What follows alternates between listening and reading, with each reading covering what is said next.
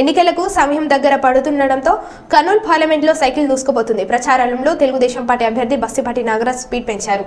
YCP ప్రభుత్వ వైఫల్యాలను ప్రజల దృష్టికి తీసుకెళ్తూ పార్లమెంట్ పరిధిలోని 7 అసెంబ్లీ సెగ్మెంట్లలో ఆ పార్టీ అభ్యర్థులతో కలిసి ఎలక్షన్ క్యాంపెయిన్ను జోరుగా సాగిస్తున్నారు.